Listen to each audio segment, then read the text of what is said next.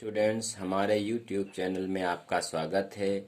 आज हम इंटरमीडिएट की poem from an elegy written in a country churchyard, एक शोक गीत जो देश के कब्रिस्तान के बारे में लिखा गया है, जिसके राइटर थॉमस ग्रेजी हैं। इसमें थॉमस ग्रेजी शाम के समय कब्रिस्तान में बैठे हुए हैं और वो सोच रहे हैं कि जो है एक दिन स्थिति आएगी, हम भी इसी कब्रिस्तान में होंगे। देखिए, आइए हम इस पोएम का हिंदी एक्सप्लेन करेंगे। द कर्फ्यू टोल्स, गिरजाघर की घंटियां बजती हैं। The knell of parting day, दिन के छिपने पर, सूर्य के दिन के छिपने पर गिरजाघर की घंटियां बजती हैं। The lowing herd wind slowly over the lea माने चरागाह, रंभाते हुए पशुओं के झुंड शाम के समय धीरे धीरे चरागाह से लौटते हैं। द प्लोमैन, किसान, होमवर्ड, घर लौटता है। प्लोट्स इज वेरी विद में थका हुआ, और थका हुआ किसान शाम के समय अपने घर को लौटता है। And the leaves the world to darkness, अब संसार में अंधेरा हो जाएगा। एंड टू मी, और मैं इस कब्रिस्तान में अकेला रह जाऊं। कब कहता है, अब शाम के समय जब सारे संसार में अंधेरा हो जाएगा तो मैं इस कब्रिस्तान में अकेला रह जाऊंगा।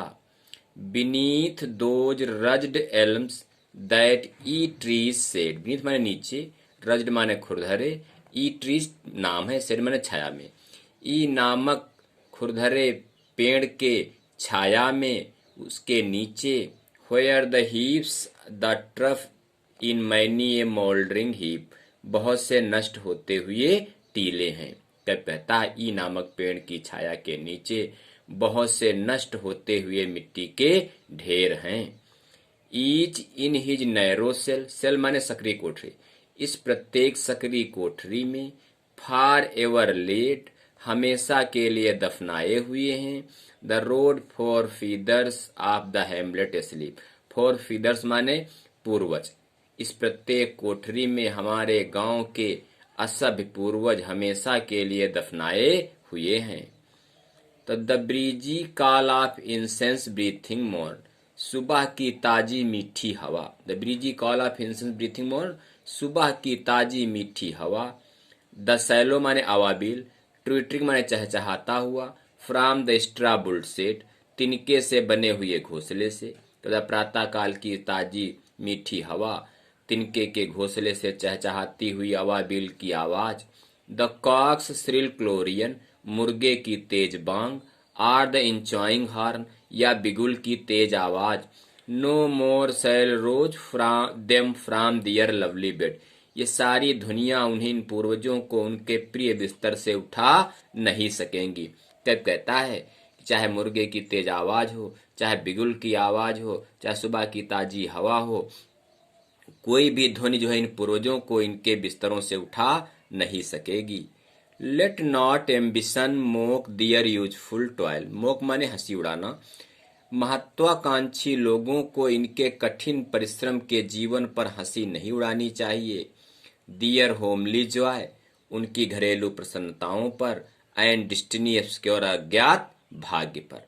Students, let not ambition mock their useful toil में राइटर ने जो है पर्सोनिफिकेशन का, फिगर ऑफ स्पीच का प्रयोग किया है। यह पर्सोनिफिकेशन का बड़ा अच्छा सुंदर उदाहरण है। Let not ambition mock their useful toil, महत्वाकांक्षी लोगों को उनके कठिन परिश्रम पर और उनके अज्ञात भाग्य पर हंसी नहीं उड़ानी चाहिए। नॉर ग्रांडियर हियर, न किसी वैभवशाली व्यक्ति को, एक अभिमानी व्यक्ति को, विद ए डिस्डेनफुल स्माइल, घृणापूर्ण हंसी हंसनी चाहिए, और ना ही किसी वैभवशाली व्यक्ति को इन गरीब लोगों के प्रति घृणापूर्ण हंसी हंसनी चाहिए। The short and simple annals of the poor, annals माने इतिहास, इन गांव के लोगों के साधारण छोटे से इतिहास पर। कब बताओ, वैभवशाली लोगों को इन गांव वालों के साधारण इतिहास पर हंसी नहीं हंसनी चाहिए। द बोस्ट ऑफ हेरल्ड राय, अंत में कब कहता है, बड़े परिवार में होने का अभिमान। द पॉम्प ऑफ पावर, शक्ति का प्रदर्शन। एंड ऑल दैट ब्यूटी, और सारी सुंदरता। All that wealth ever gave, और वो सारा धन वैभव। तो बड़े परिवार में होने का अभिमान, शक्ति का प्रदर्शन, सारी सुंदरता, सारा धन, awaits alike the inevitable hour, inevitable माने न टलने वाले, ये सारी चीजें न टलने वाले समय का इंतजार करती हैं। The path of glory lead but to the grave, प्रसन्नता का रास्ता निश्चित रूप से मनुष्य को कब्र की ओर ले जाता है। प्रसन्नता का रास्ता कब कहता है कि ये प्रसन्नता का रास्ता भी निश्चित रूप से मनुष्य को कब्र की ओर ले जाता है। स्टूडेंट, हमें आशा है हमारी पोएम आपको पसंद आएगी। अगर हमारी पोएम आपको पसंद आए तो हमारे चैनल को सब्सक्राइब करें और कमेंट्स बॉक्स में अपना कमेंट्स लिखें। थैंक्स।